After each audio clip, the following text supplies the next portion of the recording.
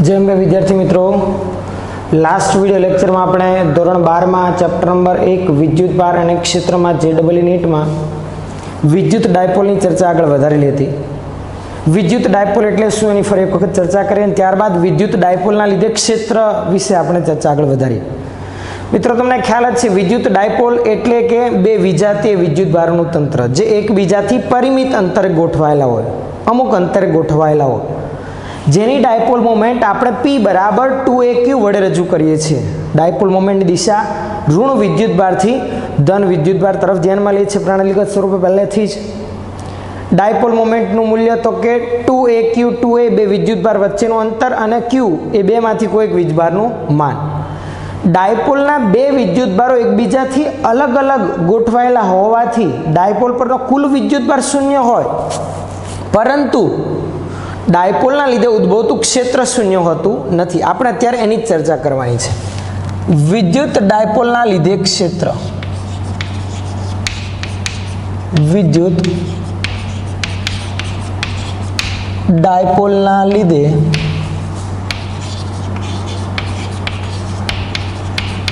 उद्भवतुं क्षेत्र। आमा मित्रों तमे बे थियरी तो भणी गयेला छो। विद्युत डायपोलना लीधे क्षेत्रवाળી थियरीनी चर्चा तमे बोर्ड में जे पण टॉपिक आपणे टेक्स्टबुक में आपेलो छे एना विषे चर्चा करेली छे। आमां थोड़ुंक आपणे विशेष जोईशुं, जेमां तमे डायपोलनी अक्ष पर अने तेनी विषुवरेखा पर विद्युत क्षेत्रनी चर्चा करेली छे। चालो आपणे एनी शरूआतमां चर्चा करी राखीए। सौथी पहेला डायपोलनी अक्ष पर विद्युत क्षेत्रनी चर्चा करिए। क्या? डायपोलनी अक्ष पर। चलो एक डायपोल ध्यानमां लईए। चलो बे विद्युत भारो, एक माइनस क्यू, बीजो विद्युत भार प्लस क्यू, एक बीजाथी परिमित अंतरे गोठवायेला छे। आ छे आपणी डायपोल। बराबर ध्यान आपजो। क्लियर ख्याल आवे छे? जो के जो आपणे ख्याल आवे एवुं कई शुरुआत करी ज नथी। ध्यान आपजो। बराबर एक बीजाथी परिमित अंतरे गोठवायेला छे, जेनुं आ सेंटर छे। टोटल बे विद्युत भार वच्चेनुं अंतर 2a जेटलुं छे, एटले केंद्रथी प्रत्येक विद्युत भार a जेटला अंतरे हशे। आ डायपोलनी अक्ष एटले के आ बनशे, आ डायपोलनी अक्ष बने। आ डायपोलनुं सेंटर जेने हुं o वडे दर्शावुं। आपणे आ डायपोलनी अक्ष परना बिंदु आगळ विद्युत क्षेत्र मेळवવું છે।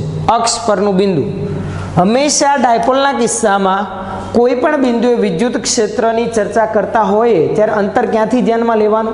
डायपोलना मध्य केंद्रथी। धारो के डायपोलना मध्य केंद्र एटले के सेंटरथी अक्ष पर धारो के कोई बिंदु अहींया आवेलुं छे, जेने हुं दर्शावुं छुं धारो के P वडे। आ P बिंदु पासे आपणे विद्युत क्षेत्र मेळवવું છે। तो संपातपणाना सिद्धांत अनुसार P पासे प्लस Q ना लीधे पण अने माइनस Q ना लीधे पण विद्युत क्षेत्र मळशे। धनना लीधे मळतुं क्षेत्र बिंदुवत छे।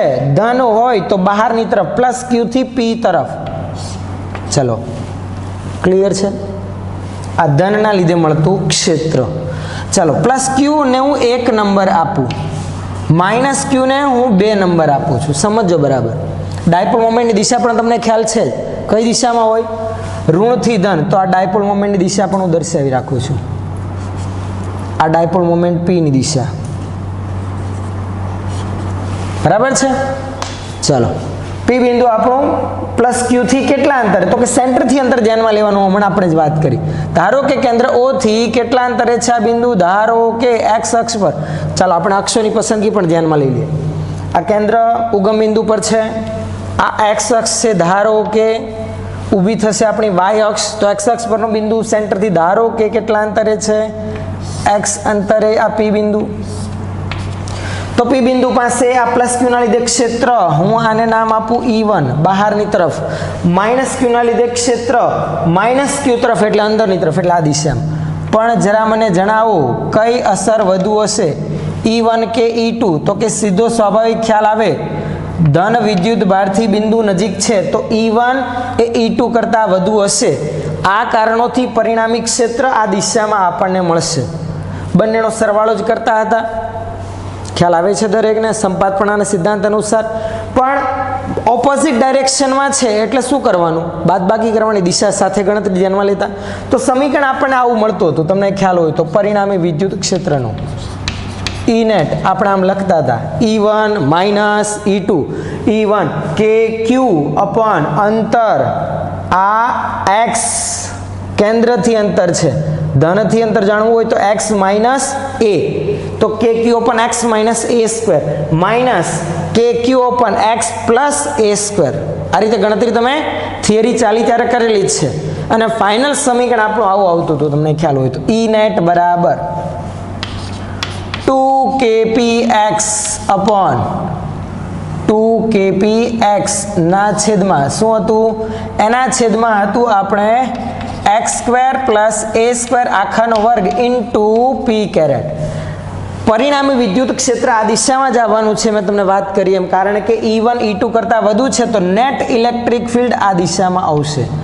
આ થશે આપણું E net, જે છે ડાયપોલ મોમેન્ટ p ની જ દિશામાં, એટલે કે p ની દિશામાંનો એકમ સદિશ p કેરેટ સાથે આપણે ધ્યાનમાં લીધેલો હતો.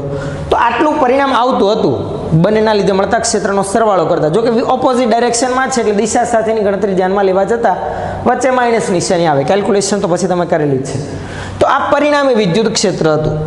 પણ જો ડાયપોલ ટૂંકી હોય, આ બિંદુ p પ્રમાણમાં દૂર હોય, એટલે કે કહેવાનો અર્થ મારો એવો, કેન્દ્રથી વિદ્યુતભાર સુધીનું અંતર જે આપણે a વડે ધ્યાનમાં લીધેલ છે, આ a ની સરખામણીમાં x ઘણું મોટું હોય, એટલે કે જો આવું, જો x ગ્રેટર ધેન a હોય તો આવું હોય તો આપણે શું કરેલું હતું, x ની સરખામણીમાં કોને અવગણતા હતા, a ને અવગણતા હતા, દૂર કરી શકે.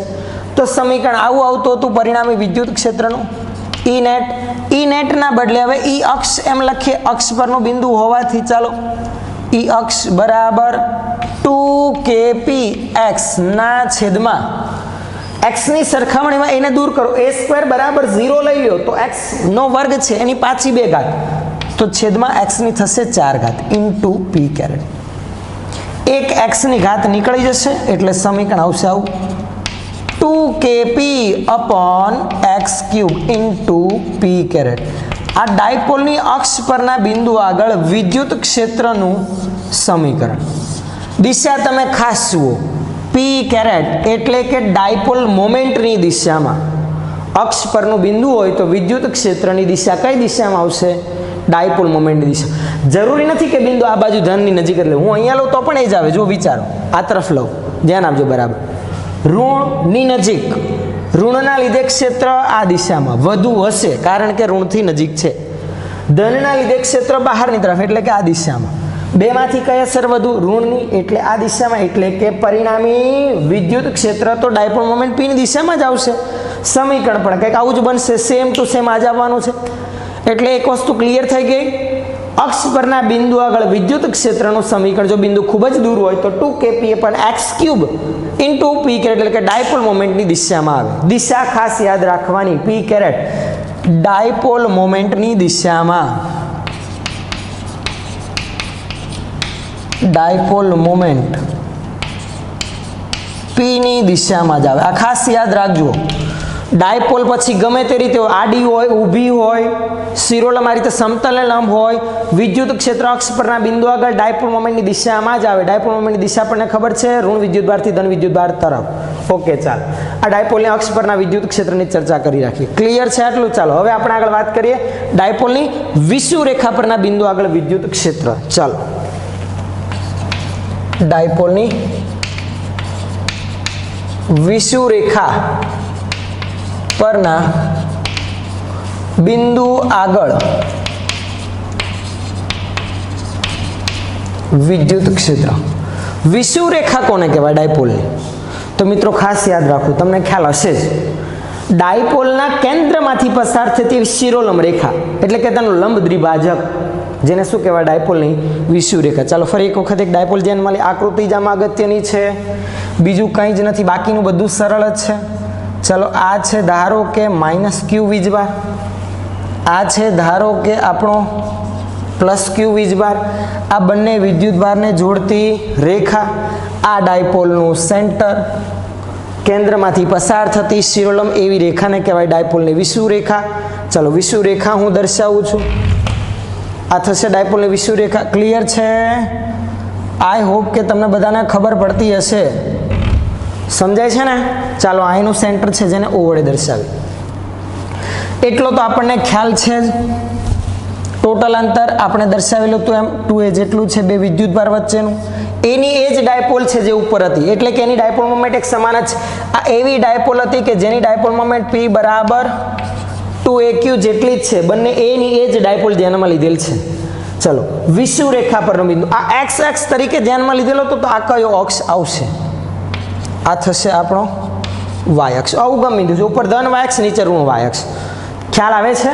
ચાલો સમજો બરાબર. હા ને, શું કરીએ હવે આપણે? હવે આપણે એક પરિસ્થિતિ ધ્યાનમાં લઈએ. ફરી એક વખત આપણે વાત કરી હતી એમ, જ્યારે પણ ડાયપોલના લીધે ક્ષેત્રની ગણતરી કરવી તો અંતર ક્યાંથી માપવાનું? ડાયપોલના મધ્ય બિંદુથી. ડાયપોલના મધ્ય બિંદુથી કેટલા અંતરે ક્ષેત્ર મેળવવું છે? પેલું x અક્ષ પર x વડે દર્શાવ્યું હતું, y અક્ષ પર હું y વડે દર્શાવું. એના કરતાં એવું કરીએ આપણે, બંને માટે એક સમાન પ્રાચલ લઈએ. ચાલો આમાં પણ r લઈએ ને આમાં પણ r લઈએ, તો બંને વચ્ચેનો સંબંધ આપણે ધ્યાનમાં લેવો તો ઇઝી પડે. એ પછી છેલ્લે સંબંધ માટે x અને y બરાબર r લઈ લઈશું. હમણાં આપણે y જ રાખીએ, તો કેમ કે પછી બધું પહેલામાં ફેરફાર કરવો પડશે. ચાલો બિંદુ અહીંયાનું છે, સમજો બરાબર. ડાયપોલના કેન્દ્રથી કેટલા અંતરનું બિંદુ છે? y અંતરે આવેલું છે. સમજો આ તેની વિષુવ રેખા પર કેન્દ્રથી y અંતરે આવેલા બિંદુ પાસે વિદ્યુત ક્ષેત્ર મેળવવું છે. અહીંયા કોના લીધે ક્ષેત્ર મળે? ઋણના લીધે પણ મળશે, ધનના લીધે પણ મળશે. ઋણના લીધે કઈ દિશામાં? અંદરની તરફ, વિદ્યુત ભાર તરફ. ધનના લીધે બિંદુવત વિદ્યુત ભારથી બિંદુ તરફ બહારની તરફ આવશે. ચાલો દર્શાવું છું. ચાલો આ ઋણના લીધે વિદ્યુત ક્ષેત્ર આ દિશામાં આવશે, માઇનસ q તરફ. આ E માઇનસ, ક્લિયર છે? ચલો આ ધનના લીધે વિદ્યુત ક્ષેત્ર બહારની તરફ, એટલે કે આ દિશામાં આવશે. આ થશે E પ્લસ. ધારો કે આ ખૂણો થીટા છે, તો આ પણ થીટા થશે, કેમ કે આ કેન્દ્રમાંથી પસાર થતી રેખા છે. હું જો આ જે બિંદુ મેં ધારો કે P ધ્યાનમાં લીધું તો એમાંથી પસાર થતી સમક્ષિતિજ રેખા હું વિચારું, આ થીટા હોય તો આ પણ થીટા થાય, તથા આ Z બને તો આ પણ થીટા બને. તથા બંને વિદ્યુતભારના લીધે P પાસે મળતું ક્ષેત્ર મેળવવા માટે બંને વિદ્યુતભારના P થી અંતર તો કે સરખા જ આવે. લંબ દ્વિભાજક પરનું બિંદુ છે, કેન્દ્રથી બંને એક સમાન અંતર A છે. આ બંને અંતર સમાન જ થશે. ધારો કે અંતર છે r, જ્યાં r બરાબર શું થશે? તો કે r બરાબર વર્ગમૂળમાં કાટખૂણો બનાવતી બાજુના માપના વર્ગના સરવાળાના વર્ગમૂળ જેટલું અંતર, એટલે કે આ a આ y, તો a square plus y square વર્ગમૂળમાં, બરાબર ને? ચાલો જો અંતર સરખા, વિદ્યુતભારના માન સરખા, તો બંનેના લીધે મળતું ક્ષેત્ર પણ સમાન, એટલે કે આવું થયું. E પ્લસ બરાબર E માઇનસ બરાબર E. મૂલ્યની વાત કરું છું ને, જુઓ કેટલું આવશે મૂલ્ય? k q open r square છેદમાં r સ્ક્વેર, એટલે આનો હું વર્ગ કરું તો a square plus y square. બંને સમાન મૂલ્યના આવશે, E પ્લસ અને E માઇનસ, પણ આ રીતે ગોઠવાયેલા છે. પરિણામી વિદ્યુત ક્ષેત્ર માટે આપણે એના ઘટકો વિચારીએ. E પ્લસ જેની સાથે ખૂણો બનાવે ઘટક cos, તો આ cos. ચલો જુઓ દર્શાવતો જાઉં છું. આ એક ઘટક cos વાળો, બીજો ઘટક શિરોલંબ sin વાળો. એ જ રીતે E માઇનસનો એક ઘટક જેની સાથે ખૂણો બનાવે તે cos, બીજો ઘટક sin. મૂલ્ય સમાન છે તો આ આવશે E પ્લસ sin થીટા, આ આવશે E minus sin theta. E plus E minus બરાબર E. E sin થીટા એક ઉપર, E sin થીટા એક નીચે, એકબીજાની અસરો કરશે નાબૂદ. તો પરિણામી વિદ્યુત ક્ષેત્ર કઈ દિશામાં આવશે? બંનેના કયા ઘટકોનો મારે સરવાળો કરવાનો? આ સમક્ષિતિજ જેવા cos ઘટકોનો. પરિણામી વિદ્યુત ક્ષેત્રની દિશા આવશે આ એકબીજાની અસરો કેવી કરશે? નાબૂદ. ક્લિયર છે? તો પરિણામી વિદ્યુત ક્ષેત્ર માટે E નેટ કઈ રેખા પર? વિષુવ રેખા પર. એના માટે મારે કયા ઘટકોનો સરવાળો? આ ઘટકોનો, cos ઘટકોનો. બંનેના E cos theta, E cos theta, એટલે કે 2E cos થીટા. આ તો મૂલ્ય થયું. દિશા, ડાયપોલ મોમેન્ટની દિશા તો ઋણથી ધન તરફ આ રીતે હોય, આ P ની દિશા આવે. વિદ્યુત ક્ષેત્ર તો ડાયપોલ મોમેન્ટની વિરુદ્ધ દિશામાં છે, તો સાથે માઇનસ P કેરેટ આવશે. ક્લિયર છે?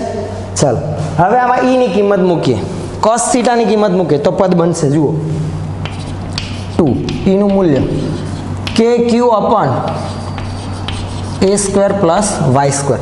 કોસ થીટાનું મૂલ્ય મૂકો. જુઓ કોસ થીટા બરાબર આ કાટકોણ ત્રિકોણ પકડો, પાસેની બાજુ આ અંતર a જેટલું છે કારણ કે કેન્દ્રથી અંતરે બંને વચ્ચેનું ટોટલ અંતર 2 છે. પાસેની બાજુના છેદમાં કરણ a અપન r તો આ રહ્યું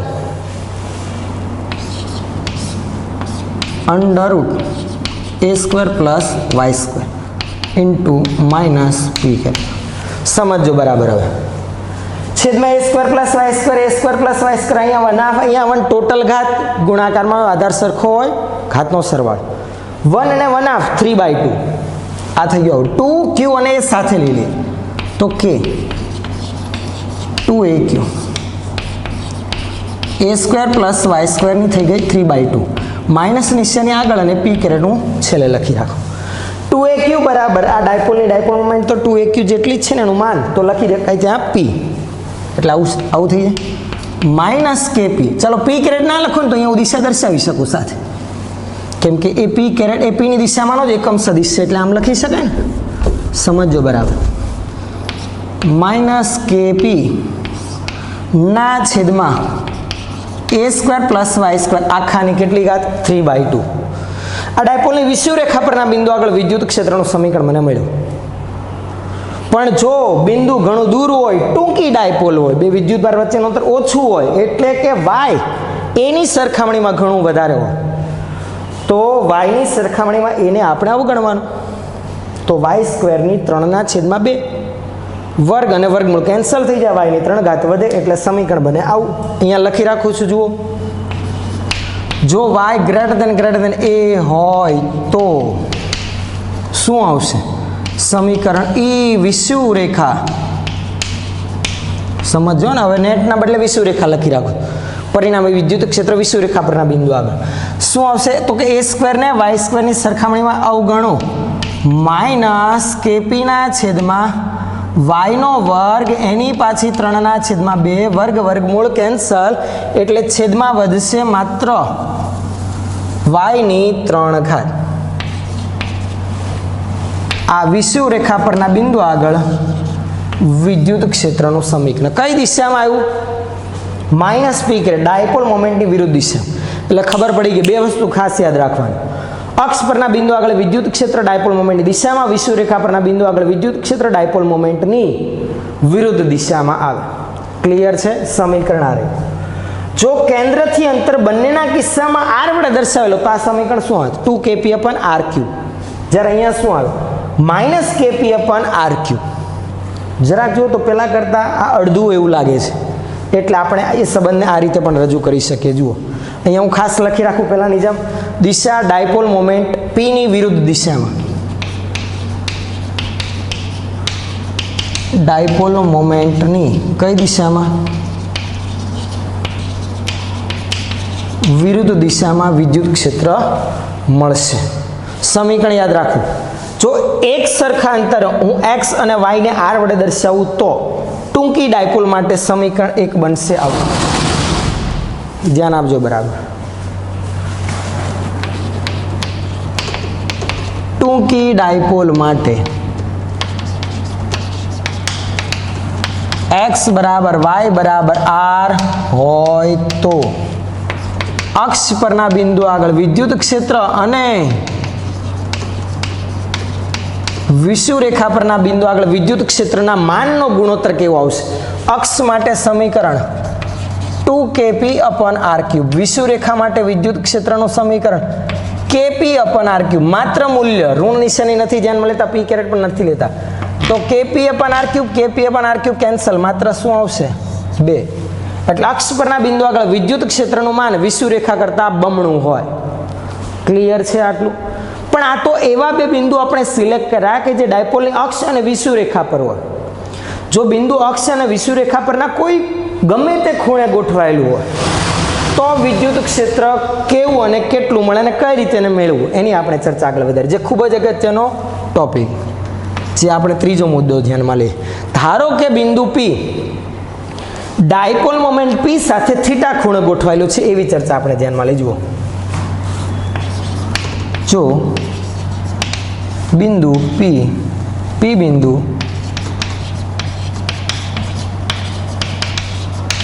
ડાયપોલ મોમેન્ટ સાથે થીટા ખૂણે આર અંતરે હોય ત્યારે આપણે વિદ્યુત ક્ષેત્રની ચર્ચા કરીએ. એના માટે એક આકૃતિ ધ્યાનમાં લઈએ, ખાસ ધ્યાન આપજો. ચલો ફરી એક વખત આગળ વાત કરીએ. ડાયપોલ, એની એજ ડાયપોલ, બે વિદ્યુત ભારો, એક ઋણ બીજો ધન. ચલો આ છે માઇનસ ક્યુ, અહીંયા છે આપણો પ્લસ ક્યુ વીજભાર. સમજણ પડે છે? આ એજ ડાયપોલ છે જે આપણે આગળ ધ્યાનમાં લીધેલી હતી. ડાયપોલના બે વિદ્યુત ભારો વચ્ચેનું અંતર તો કે બે વીજભાર વચ્ચેનું અંતર તો 2a હતું. કેન્દ્રથી અંતર બંનેનું એક સરખું a જેટલું. ચલો આ બંને વિદ્યુત ભારોને જોડતી રેખા હું દર્શાવી રાખું. આ બંનેને જોડતી રેખા, આ ડાયપોલનું કેન્દ્રને આપણે દર્શાવીએ O વડે. ડાયપોલની ડાયપોલ મોમેન્ટ ઋણ વિદ્યુતભારથી ધન વિદ્યુતભાર તરફ હોય. આ ડાયપોલ મોમેન્ટની દિશા જેને આપણે દર્શાવીએ P વડે. ક્લિયર છે? હવે આપણે આ ડાયપોલથી એટલે કે ડાયપોલના કેન્દ્રથી r અંતરે અને થીટા ખૂણે આવેલું હોય તે બિંદુ પાસે વિદ્યુત ક્ષેત્ર મેળવવું છે. તો ચાલો એક બિંદુ દર્શાવીએ. ડાયપોલના કેન્દ્રથી r અંતરે અને થીટા ખૂણે આવેલું બિંદુ. ચાલો બિંદુ ધારો કે અહીંયા છે. સમજજો બરાબર. થોડુંક આપણે દૂર રાખીએ સમજવા ખાતર. ચાલો અહીંયા હું દર્શાવી રાખું એટલે આકૃતિ વ્યવસ્થિત થાય. ચાલો અહીંયાનું બિંદુ છે. સમજણ પડે છે ને? બિંદુ આપણે થોડુંક આ બાજુ રાખીએ તો ધન માટે ઋણ માટે પરિણામી ઓકે. ચલો અહીંયાનું જ રાખું છું. બિંદુ આ જે આપણે ધ્યાનમાં લેવાનું છે જ્યાં વિદ્યુત ક્ષેત્ર મેળવવાનું. ધારો કે એ કોઈ એ બિંદુ છે એમ સમજીએ. એ બિંદુ પાસે વિદ્યુત ક્ષેત્ર મેળવવું છે. એ બિંદુ ડાયપોલના કેન્દ્રથી કેટલા અંતરે છે? તો કે ડાયપોલના કેન્દ્રથી r અંતરે આવેલું છે. ડાયપોલ મોમેન્ટ P સાથે કેટલા ખૂણે ગોઠવાયેલું છે? તો કે થીટા ખૂણે ગોઠવાયેલું છે. આ વસ્તુને આપણે ધ્યાનમાં લઈને સમીકરણ મેળવીએ. આવી સ્થિતિમાં કઈ રીતે ગણતરી કરવી? તો કે આગળ વાત કરીએ એમ ધનના લીધે ક્ષેત્ર, ઋણના લીધે ક્ષેત્ર, પરિણામી વિદ્યુત ક્ષેત્ર આપણે મેળવતા હતા એ રીતે શું મેળવાશે? એ રીતે મેળવવા જઈએ તો ગણતરી અઘરી બનતી જાય. એના કરતાં સરળ એવું બનશે, આપણે જે ડાયપોલ મોમેન્ટ P ધ્યાનમાં લીધી એના જ બે ઘટકો વિચારી. તો એનો એક ઘટક આ જે બિંદુ છે એ એક ઘટકની અક્ષ પર બનશે અને બીજા ઘટકની વિષુવરેખા પર બનશે. એટલે ડાયપોલ મોમેન્ટ P ને જ બે ભાગમાં વિચારે. ડાયપોલ મોમેન્ટ P ના બે ઘટકો વિચારે. ચાલો જેની સાથે ખૂણો બનાવે છે એ ઘટક કયો? કોસ વાળો આવે.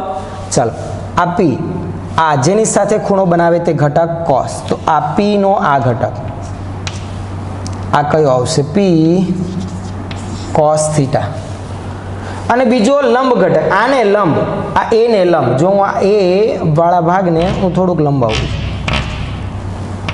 બરાબર છે? આ ડાયપોલ મોમેન્ટ P નો એક ઘટક P cos થીટા, બીજો ઘટક આ P cos થીટા ને લંબ એટલે આમ આડો આવશે.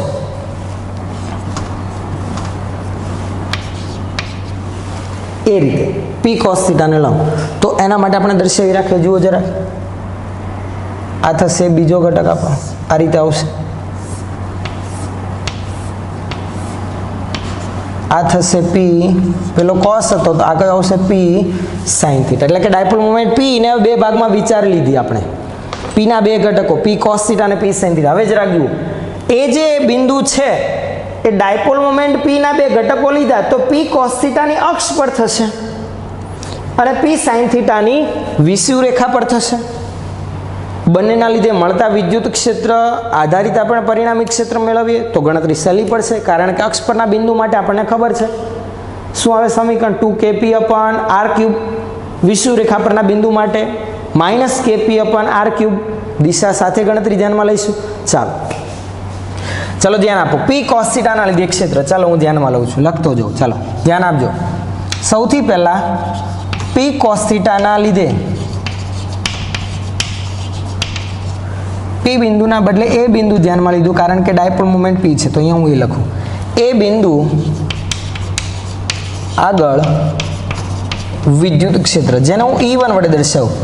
ચલો E1 બરાબર ડાયપોલની અક્ષ પરનું બિંદુ હોય તો વિદ્યુત ક્ષેત્રની દિશા ડાયપોલ મોમેન્ટની દિશામાં આવે, P cos થીટાની દિશામાં, એટલે કે આ એ બિંદુ આગળ વિદ્યુત ક્ષેત્ર P cos થીટા ઘટકના લીધે આ દિશામાં, એટલે આને હું દર્શાવી રાખું E1. ચલો E1 મૂલ્ય સમીકરણ તમને ખબર છે KP અપન 2KP અપન R3, અંતર તો યાર જ છે, તો 2KP અપન R3. પણ ડાયપોલ મોમેન્ટ P હતી તો P લખતા હતા, આ જે ઘટક આપણે ધ્યાનમાં લીધો એની ડાયપોલ મોમેન્ટ તો P cos થીટા છે, તો P cos થીટા લખવાનું, તો આવું બનશે 2KP cos થીટા અપન R3. ખ્યાલ આવે છે? ચલો સમજાય છે ને? ડાયપોલ ટૂંકી છે એમ જ ધ્યાનમાં લેવાનું છે, બિંદુ દૂર જ છે ઘણું, થીટા ખૂણો ગોઠવાયેલું છે કેન્દ્રથી R અંતરે છે, તો 2KP cos થીટા અપન R3. આ E1 ઘટક આપણને મળી આવ્યો. હવે P cos થીટા બાદ P sin થીટાના લીધે ક્ષેત્ર આપણે મેળવીએ, તો લખી રાખીએ હવે એની વાત. P sin થીટાના લીધે એ બિંદુ આગળ વિદ્યુત ક્ષેત્ર, જેને હું E2 વડે દર્શાવું, કઈ દિશામાં આવશે? તો કે વિષુવરેખા પરના બિંદુ આગળ, જો P sin થીટા નહીં તો લંબ દ્વિભાજક પરનું બિંદુ કહેવાય, એટલે કે વિષુવરેખા પરનું બિંદુ કહેવાય. વિષુવરેખા પરના બિંદુ આગળ વિદ્યુત ક્ષેત્રની દિશા ડાયપોલ મોમેન્ટની વિરુદ્ધ દિશામાં, એટલે P sin થીટાની ઓપોઝિટ ડાયરેક્શનમાં, એટલે કે આ દિશામાં આવશે, જેને હું દર્શાવું E2 વડે. ચલો E2 બરાબર સમીકરણ હતું KP અપન R3, પણ P ના બદલે ડાયપોલ મોમેન્ટ P અહીંયા છે sin theta, P sin theta dipole moment P નો ઘટક, એના લીધે મળતું ક્ષેત્ર એની વિષુવરેખા પર છે, તો KP અપન R3 પ્રમાણે KP sin થીટા અપન R3. સમજણ પડે છે? નેગેટિવ સાઇન નથી લખતા, P sin થીટાની ઓપોઝિટ ડાયરેક્શનમાં છે. હમણાં માત્ર મૂલ્યની વાત કરતો. E1 ને E2 મળી ગયા. E1 ને E2 જુઓ એકબીજાને લંબ રૂપે છે, તો પરિણામી વિદ્યુત ક્ષેત્ર તો એકદમ સેન્ટરમાંથી નીકળશે 45 ડિગ્રીના એંગલ પર. જોવા જઈએ તો સમાંતર બાદ ચતુષ્કોણ હું તૈયાર કરું તો આ દિશામાં મને મળશે, આ પરિણામી વિદ્યુત ક્ષેત્ર મારું આવશે આ દિશામાં, આ થશે મારું E net, અને એનું મૂલ્ય કેટલું? પેલા બંને લંબ છે તો વર્ગમૂળમાં E1 square plus E2 square. આથી એ પાસે પરિણામી ક્ષેત્ર E net બરાબર વર્ગમૂળમાં E1 square plus E2 square. ચાલો E1 ને E2 ના મૂલ્યો આ રહ્યા, ચલો વર્ગ સાથે લખું છું, બરાબર ધ્યાન આપજો. જો 2KP cos થીટા અપન R3, 2 નો વર્ગ 4, KP cos થીટા અપન R3. ચલો સાથે આખું જ લખીએ, 2KP cos થીટા અપન R3 એનો વર્ગ. બીજો ઘટક છે KP sin થીટા અપન R3 એનો વર્ગ. બંનેમાં જે સરખું છે ને એ કોમન કાઢી લે, તો KP અપન R3 KP અપન R3 એ બંનેનો વર્ગ, બંનેમાંથી કોમન કાઢીએ તો KP અપન R3 નો વર્ગ, વર્ગમૂળની બહાર કાઢું તો માત્ર શું આવે? KP અપન R3. વર્ગ સાથે કોમન કાઢતા વર્ગમૂળમાંથી બહાર લેતા KP અપન R3 વધશે શું? 2 cos થીટાનો વર્ગ, 4 cos સ્ક્વેર થીટા. બીજા પદમાં માત્ર sin થીટા, તો sin square theta. 4 cos square થીટાને હું બે ભાગમાં ટુકડા પાડું, 3 cos સ્ક્વેર થીટા અને cos સ્ક્વેર થીટા, એક cos સ્ક્વેર થીટા આની સાથે જોડું તો cos square plus sin square બની જાય 1, તો શું આવે? સમીકરણ બનાવું KP અપન R3 વર્ગમૂળમાં 3 cos સ્ક્વેર થીટા પ્લસ 1. આ પરિણામી વિદ્યુત ક્ષેત્રનું માન મૂલ્ય આટલું આપણને મળશે. સમીકરણ યાદ રાખવું, E net બરાબર KP અપન R3 under route 3 cos square theta plus 1, અથવા તો એમ લખી શકો 1 પ્લસ 3 cos સ્ક્વેર થીટા. પણ આ પરિણામી વિદ્યુત ક્ષેત્ર E net કયા ખૂણે મળે છે? ડાયપોલ મોમેન્ટ P સાથે કઈ દિશામાં આપણે એ દર્શાવવું હોય તો જરાક ધ્યાન આપજો. જો આ ખૂણો તો થીટા હતો, આટલો એંગલ થીટા છે. આ E1 સાથે કેટલા ડિગ્રીના ખૂણે? ધારો કે આ ખૂણાને આપણે દર્શાવે હમણાં આલ્ફા વડે, તો ઈ નેટ ડાયપોલ મોમેન્ટ પી સાથે કેટલા ખૂણે થયો? Theta plus alpha. ઈ નેટ એ ડાયપોલ મોમેન્ટ પી સાથે થીટા પ્લસ આલ્ફા ખૂણે મળે.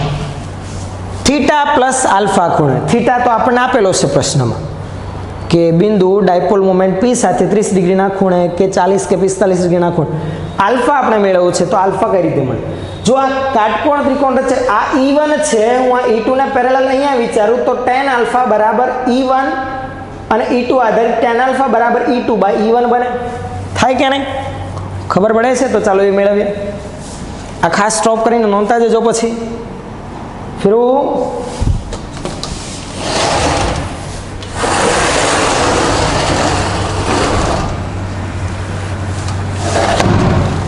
ચાલો આપણે મેળવવું હતું આલ્ફા. તો tan આલ્ફા આકૃતિ પરથી શું આવતું હતું? સામે જતો તો E2 ઘટક, E2 ના છેદમાં E1. E2 હતું આપણું સમીકરણ આ રહ્યું k p sine theta upon r cube. ચાલો અહીંયા લખી રાખો એટલે તમને ખ્યાલ આવે. K p sine theta upon r cube. E1 2kp cos theta upon r cube. K p upon r cube cancel, sine upon cos થઈ જાય tan. tan થીટાના ભાગાકારમાં 2. tan આલ્ફા બરાબર tan થીટા બાય 2. આ ખૂણો આપણને મળશે. થીટા આપણને ખબર હોય તો પછી આલ્ફાનો પણ ખ્યાલ આપણને આવી જાય. આ થીટા અને આલ્ફા વચ્ચેનો સંબંધ ખ્યાલ આવે છે? ક્લિયર છે આટલું દરેકને? પરિણામી વિદ્યુત ક્ષેત્ર કેટલા ખૂણે આવશે? તો કે થીટા પ્લસ આલ્ફા પણ એડ કરવાનું. એ આલ્ફાનું મૂલ્ય તો કે tan આલ્ફા બરાબર tan થીટા બાય 2. થીટા તમને આપેલો હોય તેના પરથી મૂલ્ય tan થીટાનું મળશે અને પછી જે પરિણામ આવે એના આધારિત આલ્ફા આપણે મેળવી શકીએ અને પરિણામી વિદ્યુત ક્ષેત્રની દિશાનો આપણે ખ્યાલ આપી શકીએ. આ જ સમીકરણ પરથી જે આપણે હમણાં મેળવ્યું પરિણામી વિદ્યુત ક્ષેત્રનું, જુઓ ઈ નેટ વાળું જે કંઈક આવું હતું કેપી અપોન આર ક્યુબ વર્ગમૂળમાં 3 cos સ્ક્વેર થીટા પ્લસ 1. આ બંને માટે સાચું છે, એટલે અક્ષ અને વિષુવરેખા માટે પણ. જો અક્ષ પર હોય તો થીટા બરાબર 0 આવે, થીટા બરાબર 0 લખો, cos 0 આવે 1, 3 પ્લસ 1 4, 4 નું વર્ગમૂળ 2 એટલે કે ઈ અક્ષ પરનું વિદ્યુત ક્ષેત્ર 2kp અપોન આર ક્યુબ સીધું જ આવે છે આ સમીકરણ પરથી. વિષુવરેખા માટે થીટા બરાબર 90 ડિગ્રી હોય, ડાયપોલ મોમેન્ટ પી સાથે લંબ દ્વિભાજક પરનું બિંદુ એટલે 90 ડિગ્રીના ખૂણે હોય. થીટા 90 લખો, cos 90 0 માત્ર વધે 1, 1 નું વર્ગમૂળ એનું એ પોતે એટલે ઈ વિષુવરેખા પરના બિંદુ માટે માત્ર કેપી અપોન આર ક્યુબ. આ દિશા ધ્યાન રાખવાની કે ડાયપોલ મોમેન્ટ પી જે હોય એની ઓપોઝિટ ડાયરેક્શનમાં આવે. તો સમીકરણ એટલે કે મૂલ્ય સાથે દિશા આધારિત કોઈ પણ ખૂણે હોય બિંદુ, વિદ્યુત ક્ષેત્રની માહિતી આપણે આ રીતે મેળવી શકીએ. ક્લિયર છે આટલું? તો આ એક ખૂબ જ અગત્યની ચર્ચા જે આપણે ધ્યાનમાં લીધી એ ખાસ મગજમાં રાખવી. અક્ષ અને વિષુવરેખા માટે તો તમને વિદ્યુત ક્ષેત્રનો ખ્યાલ હતો જ. કોઈ પણ જગ્યા પરનું બિંદુ હોય તો એના માટે વિદ્યુત ક્ષેત્ર આ સમીકરણો પરથી મેળવી શકાય. ક્લિયર છે? ચલો નેક્સ્ટ એના પછી આપણે આગળ શેના પર જઈએ? તો કે આ જે ડાયપોલ છે એના લીધે ઉદ્ભવતા ક્ષેત્રની વાત કરી, પણ આ જ ડાયપોલ કોઈ વિદ્યુત ક્ષેત્રમાં હાજર હોય અથવા તો બે ડાયપોલ પાસે રાખેલી હોય તો તેમની વચ્ચે લાગતા બળ વિશેની માહિતી ધ્યાનમાં લે. ચલો એનો એક ખ્યાલ ટૂંકમાં ધ્યાનમાં લેતા જઈએ. જુઓ, સમાન વિદ્યુત ક્ષેત્રમાં ડાયપોલ હોય અને અસમાન વિદ્યુત ક્ષેત્રમાં ડાયપોલ હોય ત્યારે તેના પર લાગતું બળ લખતા જઈએ. ડાયપોલ પર લાગતું બળ. ચલો કેવું ક્ષેત્ર હોય? પહેલા સમાન વિદ્યુત ક્ષેત્રની ક્ષેત્ર રેખાઓ એકબીજાને સમાંતર હોય. ધારો કે આ સમાન વિદ્યુત ક્ષેત્ર ધ્યાનમાં લઈએ. કોઈ સમાન વિદ્યુત ક્ષેત્ર E જેટલું છે. આ સમાન વિદ્યુત ક્ષેત્રમાં એક ડાયપોલ છે, આ તેનો ઋણ વીજભાર છે, આ તેનો ધન વીજભાર છે. આ બે વીજભાર વચ્ચેનું અંતર 2a જેટલું છે.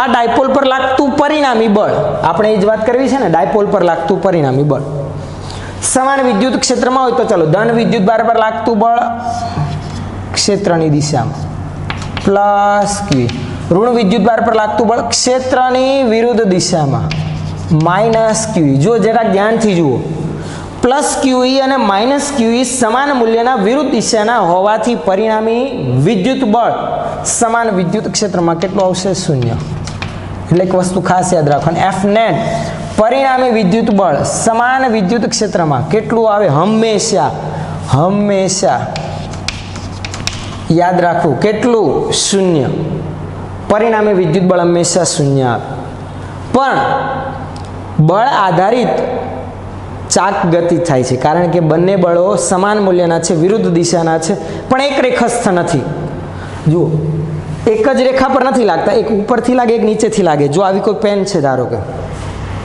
આ પ્લસ ક્યુ આ માઇનસ ક્યુ આના પર આ દિશામાં બળ લાગે આના પર આ દિશામાં બળ લાગે તો આ રીતે બળો લાગવાના લીધે શું થશે ડાયપોલ આ રીતે ગોઠવાઈ જશે પછી બંને પર બળ લાગશે ને તો શું થશે પછી કોઈ હલનચલન થવાની નથી એટલે કે ક્ષેત્રને સમાંતર ગોઠવાઈ જાય ત્યારબાદ કોઈ હલનચલન થતી નથી પણ એ પહેલાં ટોર્કની અનુભૂતિ થાય છે આવા સમાન વિદ્યુત ક્ષેત્રમાં ડાયપોલ પર લાગતું ટોર્ક સમીકરણ તમને ખબર છે ટોર્ક ટાઉનું ટોર્ક ટાઉ બરાબર પી ક્રોસ ઈ ક્રોસ કાઢી નાખીએ તો આપણે આમ લખીએ છીએ પી ઈ સાઇન થીટા આ ટોર્ક વિશેની માહિતી ટોર્કનું મૂલ્ય તો ખ્યાલ આવી ગયું એની દિશા તો કે પી ક્રોસ ઈ એટલે પી અને ઈ વડે રચાતા સમતલનમ પીની દિશા માઇનસથી પ્લસ વિદ્યુત ક્ષેત્ર આ દિશામાં પી ક્રોસ ઈ કરી અંદરની તરફ સમતલનમ અંદર આ સેન્ટર અથવા તો ક્લોકવાઇઝ ને એન્ટી ક્લોકવાઇઝ દર્શાવે તો જો આ પ્લસ ક્યુ નીચે આ માઇનસ ક્યુ આ રીતે ઉપર આ રીતે ભ્રમણ ગતિ કરે છે એટલે કે કઈ દિશામાં ક્લોકવાઇઝ સમઘડી દિશામાં આ તો જો કે જનરલ સમીકરણ છે એટલે અહીં આપણે નહીં લખી શકીએ આકૃતિ આધારિત અહીંયા લાગતું ટોર્ક કઈ દિશામાં છે સમઘડી દિશામાં છે તો સમાન વિદ્યુત ક્ષેત્રમાં લાગતું પરિણામી બળ હંમેશા શૂન્ય હોય પણ ટોર્ક શૂન્ય ના હોય એ તો કોના પર આધારિત છે તો કે પી અને ઈ ઉપરાંત થીટા ઉપર આધારિત છે થીટા ઉપર આધારિત છે ટોર્ક શૂન્ય ક્યારે હોય છે તો કે સાઇન થીટા જ્યારે 0 થાય ત્યારે સાઇન થીટા 0 ક્યારે થાય ચાલો એની વાત કરીએ ટોર્ક કેવું આપણે મેળવવું છે ટોર્ક તો કે ટોર્ક ટાઉ શૂન્ય ક્યારે થાય તો કે સાઇન થીટા 0 થાય તો સાઇન થીટા 0 ક્યારે થાય તો કે થીટા બરાબર સાઇનનું મૂલ્ય કયા ખૂણા પર શૂન્ય યાદ કરો 0 ડિગ્રી અથવા તો 180 ડિગ્રી એટલે કે પી અને ઈ એકબીજાને સમાંતર અથવા તો પ્રતિ સમાંતર આવા કિસ્સામાં ટોર્કનું મૂલ્ય શૂન્ય બને એટલે કે આવી સ્થિતિઓ જુઓ આકૃતિમાં દર્શાવો આ વિદ્યુત ક્ષેત્ર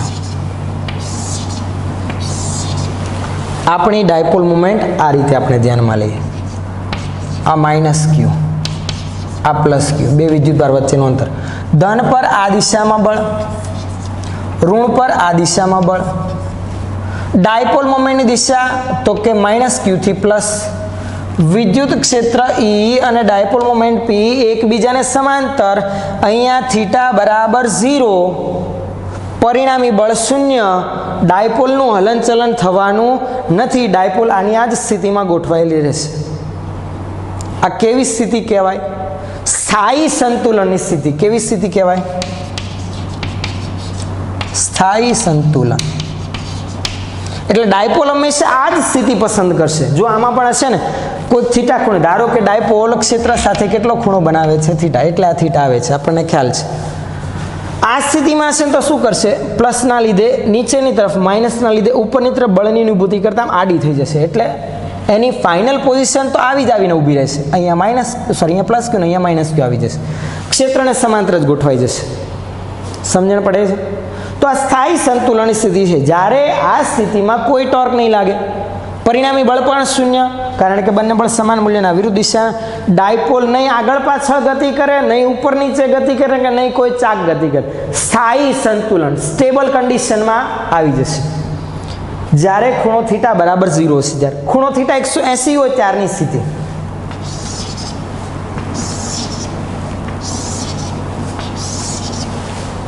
આવી સ્થિતિમાં ચાલો આપણે ડાયપોલ દર્શાવીએ આ વિદ્યુત ક્ષેત્ર ઈની દિશા છે અહીંયા માઇનસ ને અહીંયા પ્લસ ક્યુ અને અહીંયા માઇનસ ક્યુ તો જ ડાયપોલ મોમેન્ટની દિશા ઓપોઝિટ ડાયરેક્શનમાં થશે ને આ ડાયપોલ મોમેન્ટ પીની દિશા સમજણ પડે છે આકૃતિમાં? ચલો ધ્યાન આપજો. આવી સ્થિતિમાં શું થશે તો કે ધન પર લાગતું બળ ક્ષેત્રની દિશામાં, ઋણ પર લાગતું બળ ક્ષેત્રની વિરુદ્ધ દિશામાં. તો આ સ્થિતિમાં શું થશે? ધન અને ઋણ પર ઓપોઝિટ ડાયરેક્શનનું બળ લાગે તો શું ડાયપોલનું અસ્તિત્વ નહીં રહે? ના. આ સ્થિતિમાં જો ધન અને ઋણ બંને પર લાગતા બળનું માન તો સરખું જ છે ને, કારણ કે સમાન વિદ્યુત ક્ષેત્ર છે, ઓપોઝિટ ડાયરેક્શનમાં છે, એટલે પરિણામી બળ શૂન્ય છે, એટલે ડાયપોલ સંતુલન સ્થિતિમાં જ રહેવાની છે. સમજણ પડે છે? જ્યારે ખૂણો થીટા 180 હોય ત્યારે સંતુલન જ છે, પણ અસ્થાયી સંતુલન કહેવાય. આ જે સ્થિતિ છે એને શું કહેવાય? અસ્થાયી સંતુલન. કેમ અસ્થાયી સંતુલન? ચલો હવે એની ચર્ચા કરીએ. આ સ્થિતિમાંથી જો હું ડાયપોલને થોડીક સૂક્ષ્મ સ્થાનાંતરિત કરીને છોડી દઈશ તો શું થશે? જુઓ, આ જે ડાયપોલ છે આપણે આ રીતે છે, આ પ્લસ ક્યુ આ માઇનસ ક્યુ. હું આને થોડીક આ રીતે સૂક્ષ્મ સ્થાનાંતરિત કરીને છોડું, થોડીક જ ચલિત કરીને છોડું તો ધન પર તો આ દિશામાં બળ લાગે છે, ઋણ પર આ દિશામાં બળ લાગે, એટલે થશે આવું, પાછી આમાં આવીને ગોઠવાઈ જાય. એટલે કે એની નોર્મલ કન્ડિશન આ ક્ષેત્રને સમાંતર. આ સ્થિતિમાં છે તો હમણાં કોઈ પ્રોબ્લેમ નથી, સંતુલનમાં છે, પણ એમાંથી સહેજ ચલિત કરશો એટલે સીધી જ રોટેશન કરીને ક્ષેત્રને સમાંતર ગોઠવાઈ જશે. એટલે સંતુલન સ્થિતિ છે પણ કાયમ માટેની નથી, સહેજ પણ ચલિત થશે એટલે ફરી પાછી ક્ષેત્રને સમાંતર ગોઠવાઈ જવાની છે. એટલે આ સ્થિતિને કઈ સ્થિતિ કહેવાય? અસ્થાયી સંતુલનમાં છે ડાયપોલ. આમાંથી સહેજ પણ થોડુંક પણ સ્થાનાંતરણ કર્યું, ધારો કે આ અહીંયા થોડુંક થીટા જેટલા ખૂણે પણ હલાવ્યું તો આના પર આ દિશામાં અને આના પર આ દિશામાં બળ લાગવાના લીધે ડાયપોલનું ભ્રમણ થઈને ક્ષેત્રને સમાંતર ગોઠવાઈ જવાની છે. ખ્યાલ આવે છે? તો આ અસ્થાયી સંતુલન વાળી સ્થિતિ થીટા બરાબર 180.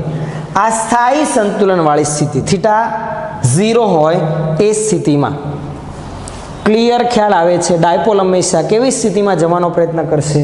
ક્ષેત્રને સમાંતર. એટલે ખાસ યાદ રાખવું, ડાયપોલ હંમેશા ક્ષેત્રને સમાંતર ગોઠવાશે. હંમેશા તમે ગમે તે ખૂણે રાખશો, થોડીક પણ સ્થાનાંતરિત કરશો તો પાછી આવી જશે. જો કોઈ થીટા ખૂણે હોય તો ક્ષેત્રને સમાંતર આવવાની છે, પણ અસ્થાયી સંતુલનમાં હોય ને થોડુંક સ્થાનાંતરિત કરાવશો થીટા જેટલું તો ત્યાંથી પાછી ક્ષેત્રને સમાંતર ગોઠવાઈ જવાની છે. એટલે પી અને ઈ એક જ દિશામાં રહે ને એ જ દિશામાં ડાયપોલ ગોઠવવાનો પ્રયત્ન કરશે, અથવા તો ક્ષેત્ર એને એ દિશામાં ગોઠવી નાખશે. સમાન વિદ્યુત ક્ષેત્રમાં લાગતા બળ અને ટોર્કની વાત કરી તો ટોર્ક 0 હોય પણ ખરા, હોય અથવા ન પણ હોય. જુઓ, શૂન્યવાળી સ્થિતિ ધ્યાનમાં લીધી, શૂન્ય ક્યારે ના હોય એની સ્થિતિ હું ધ્યાનમાં લઉં તો શૂન્ય ક્યારે નહીં હોય જરાક ધ્યાન આપજો. જ્યારે થીટા બરાબર 90 અને 270 હશે, 270 હશે, ત્યારે ટોર્ક કેવું આવશે? તો કે થીટા બરાબર 90 sin 91 મેક્સિમમ.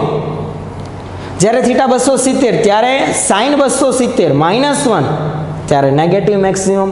એટલે કે 90 વાળી સ્થિતિમાં વિદ્યુત ક્ષેત્રને લંબ રૂપે હશે ડાયપોલ. જો આ E હોય તો ડાયપોલ મોમેન્ટ P આ રીતે હોય, એટલે કે માઇનસ ક્યુ અહીંયા અને પ્લસ ક્યુ ઉપર હોય. આ થીટા 90 છે. આવી સ્થિતિમાં torque tau PE sin 90 sin 91 PE જેટલું મળી આવશે. જ્યારે આ રીતે હોય આ વિદ્યુત ક્ષેત્ર E, ડાયપોલ મોમેન્ટ નીચેની તરફ હોય, એટલે અહીંયા માઇનસ ક્યુ અને અહીંયા ક્યાંક પ્લસ ક્યુ હોય, તો ડાયપોલ મોમેન્ટ P ની દિશા અધો દિશામાં છે. P અને E વચ્ચેનો ખૂણો જરાક જોઈએ તો આ રીતે કેલ્ક્યુલેશન કરીએ છીએ આપણે. આ ખૂણો કેટલો થશે?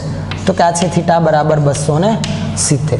તો ટોર્ક કેટલું? ટાઉ બરાબર PE sin 270 -1 એટલે કે ટોર્ક આવશે -PE. સમજણ પડે? જો આ ટોર્કનું સીધું સમીકરણ ધ્યાનમાં લીધું, કારણ કે એની થિયરી ટોટલી તમે બોર્ડની થિયરીમાં ભણીને આવેલા છો. ખ્યાલ આવે છે દરેકને? કે સમાન વિદ્યુત ક્ષેત્રમાં ડાયપોલ પર લાગતું ટોર્ક PE sin થીટા, જેની ગણતરી પણ આપણે બળયુગ્મ આધારિત કરેલી છે. સમાન મૂલ્યના ઓપોઝિટ ડાયરેક્શન એક રેખસ્થ ન હોય તેવા બળયુગ્મની રચના કરે છે, જેના આધારિત ટોર્ક બેમાંથી એક બળનું મૂલ્ય અને બે બળ વચ્ચેનું લંબ અંતર. તો એના આધારિત સમીકરણ આ જ આવતું હતું, PE sin થીટા.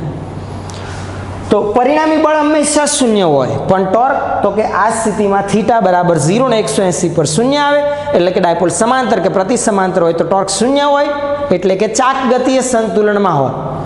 પણ જ્યારે થીટા બરાબર 90 કે 270 હોય તો આવી સ્થિતિમાં રોટેશન થશે, ટોર્ક લાગશે. કેટલું? આ 90 ડિગ્રી વાળી સ્થિતિમાં મેક્સિમમ ટોર્ક PE, અને આ સ્થિતિમાં લઘુત્તમ એકદમ ઋણ મહત્તમ એમ કહી શકાય, -P જેટલું ટોર્ક લાગશે. એટલે આ કઈ સ્થિતિ છે? ટોર્ક કેવું લાગે? ટોર્ક ટાઉ મહત્તમ, એ સ્થિતિ. આ સ્ટેબલ નથી, આ એક સ્થાયી સંતુલન, આ એક અસ્થાયી સંતુલન સ્થિતિ. આમાં ટોર્ક મેક્સિમમ હશે, આમાં ટોર્ક મિનિમમ 0 હશે. સમજણ પડે છે? નેક્સ્ટ જ્યારે પાછા આપણે મળીશું ત્યારે સમાન ઉપરાંત અસમાન વિદ્યુત ક્ષેત્રમાં ડાયપોલ પર લાગતું બળ અને બીજું એના આધારિત કોણીય પ્રવેગ તથા એની જે ઓસિલેશન થતી હોય, સહેજ ચલિત કરીને છોડી દઈએ, સમાન હોય અને હું થોડુંક થીટા ડિગ્રીના ખૂણે લાવીને છોડી દઈશ તો ઓસિલેશન એટલે કે દોલન